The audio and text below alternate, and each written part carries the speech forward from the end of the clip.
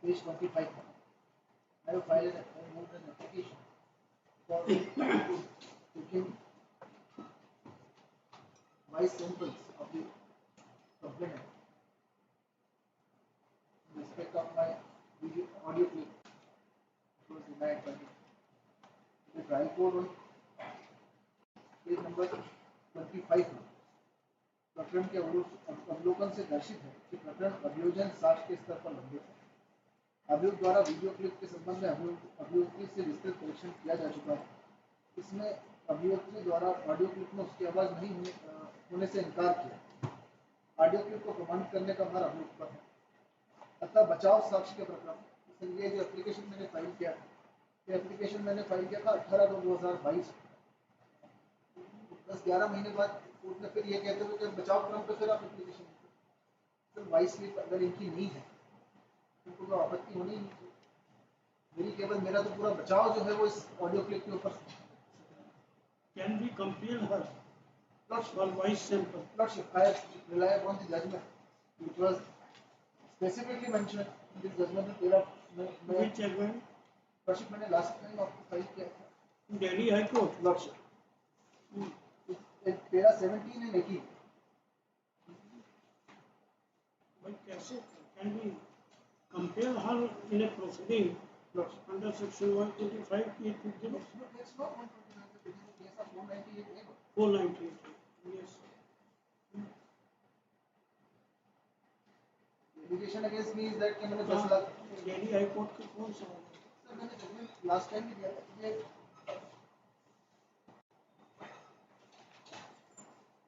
Vinod Kumar versus state of NC Vinod Kumar इसका हवाला भी दिया है लास्ट टाइम के उसमें मैंने तीनों पैराग्राफ मार्क किए मेरा 15, 16, 17 and 18।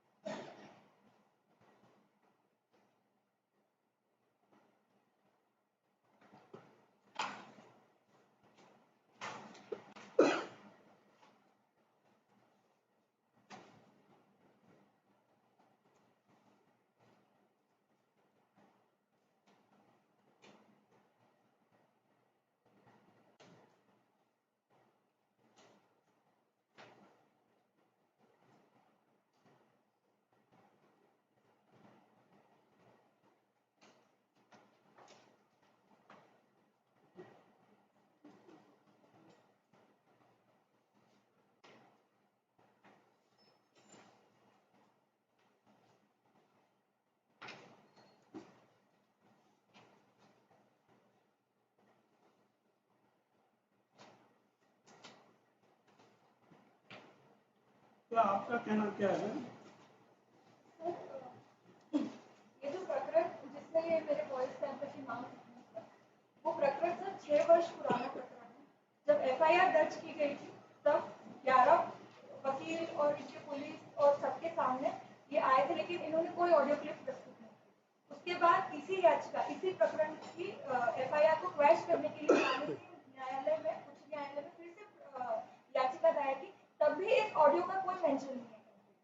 उसके बाद तदुपरांत एप्लीकेंट के ऊपर दहेज प्रतिषेध अधिनियम धारा 1961 में जो प्रकरण दर्ज हुआ उस प्रकरण में भी बयानों के समय पे कोई ऑडियो क्लिपिंग प्रस्तुत नहीं थी। उस प्रकरण को चैलेंज करने के लिए जब इन्होंने अपर सदन में एप्लीकेशन याचिका प्रस्तुत की, उस याचिका में भी इन्होंने कहीं पे भी ऑडियो क्लिपिंग की कोई बात नहीं की है। तो ये सारी इनकी याचिकाएं निरस्त हो चुकी है।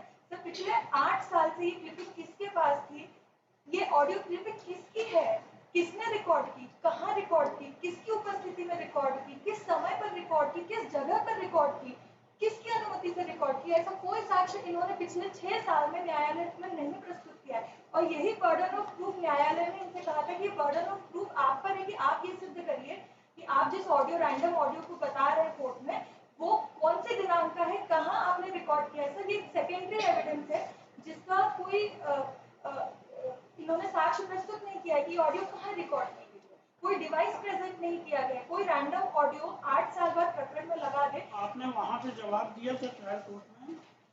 जी सर, उसकी कॉपी मैंने खरीद थी।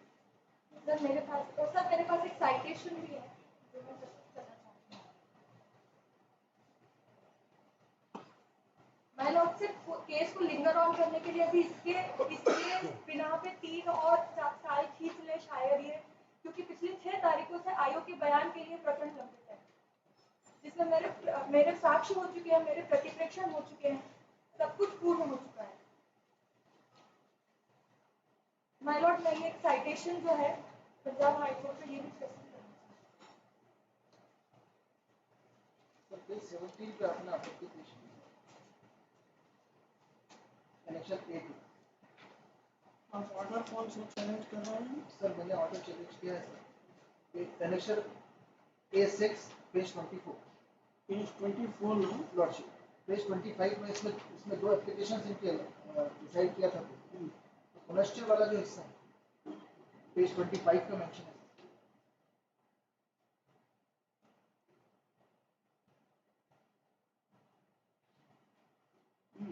आप कौन सा पेश करें?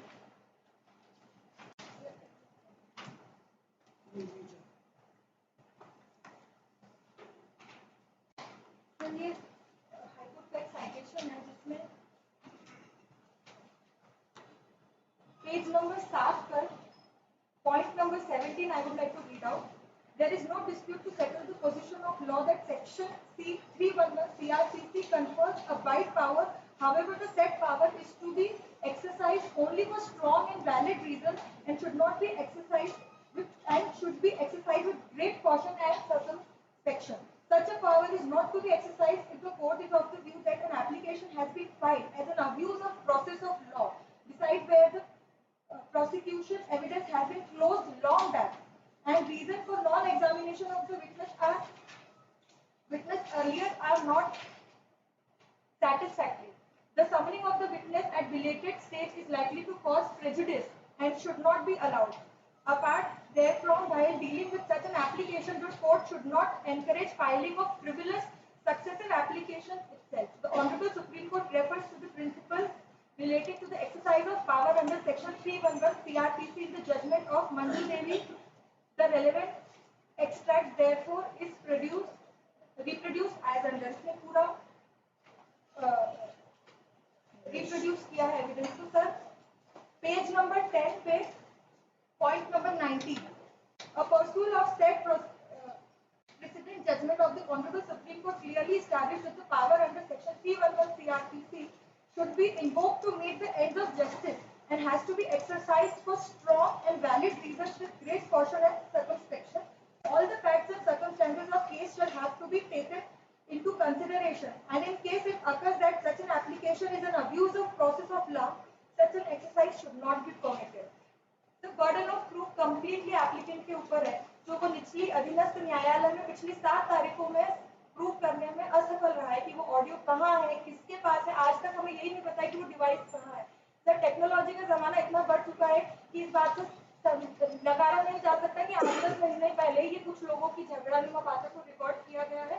इसमें भी स्क्रिप्ट में इन्होंने हैंड स्क्रिप्ट में खुद निर्धारण किया कि ये आवाज इसकी है। ये कौन होते निर्धारण करते हैं कि ये आवाज इसकी, ये आवाज इसकी, ये आवाज इसकी है। सर ये burden of proof completely court पर डालना चाहते हैं, जिसके मेरे पास और भी पुराने दृष्टांत हैं जो मैं कंप्लीटली कम से कम 6 से 8 जजमेंट लेकर आई, लेकिन मैं न्यायालय का ज्यादा समय इसमें खराब नहीं करना चाहती। मैं अपने पॉइंट सारे प्रूव कर सकती थी किस तरीके से ही has been constantly abusing the law. से केस चल रहा है 2017 में। मैंने स्टेटमेंट की कॉपी पेश की जो ये कह रहे हैं कि इतने डिले हुए। सर 482 का ऑर्डर आपने पेश किया है, इसमें कोर्ट ने ये कहा है कि ये सारे एविडेंसेस आप कोर्ट के समक्ष at the time of evidence produce. कौन सा ऑर्डर? 482 का ऑर्डर आपने पेश किया है। इन्होंने जी लॉर्ड। पेज नंबर 8 पे रिजर्वर के साथ ऑनरेबल जस्टिस सत्येंद्र कुमार सिंह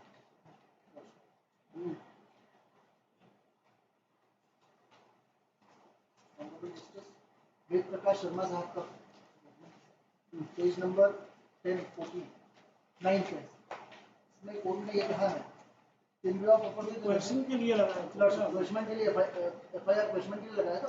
उस वक्त सारे पॉइंट्स हमने एफआईआर उस पूरे तभी इन्होंने कोई ऑडियो क्लिप कोर्ट में एक लगाई। मिनट उनको बहस करने दीजिए फिर आपको सुनिए।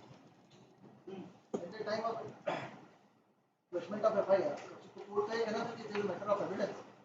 और ड्यूरिंग एविडेंस बना 3 साल तक आपका क्रॉस चला और उसके दौरान मैंने ये ऑडियो क्लिप पेश की। एफएसएल सर उसकी 2017 की ही है, मैंने उसकी एफएसएल जांच करवाई है जिसका सर्टिफिकेट भी उसके साथ पेश किया। कोर्ट ने ऑडियो क्लिप में कोई छेड़छाड़ नहीं हुई, कोई काटछाट नहीं हुई, इसका उसी वक्त का सर्टिफिकेट है। और जो एविडेंस ही मैंने उसको लाया। आप जो कह रहे हैं कि इतने सालों का डिले है सर, ये प्रकरण लगातार चल ये एफएसएल के जो एक मिनट आप देखिए सुनिए फिर आपको भी सुनिए। एफएसएल का डॉक्यूमेंट मैंने उसके साथ अनेक्स किया है, यह बताता है कि उसी वक्त हमने जांच करवाई थी और इसीलिए करवाई थी कि हमको कोर्ट में इसको पेश करना। कोर्ट ने कहा कि it is matter of evidence, आप एविडेंस में लेकर। और सर एविडेंस में लेकर अगर ये डिवाइस में इनकी वॉइस नहीं है, इस क्लिपिंग में मेरी इनकी वॉइस नहीं है, तो why are they are objecting. मेरा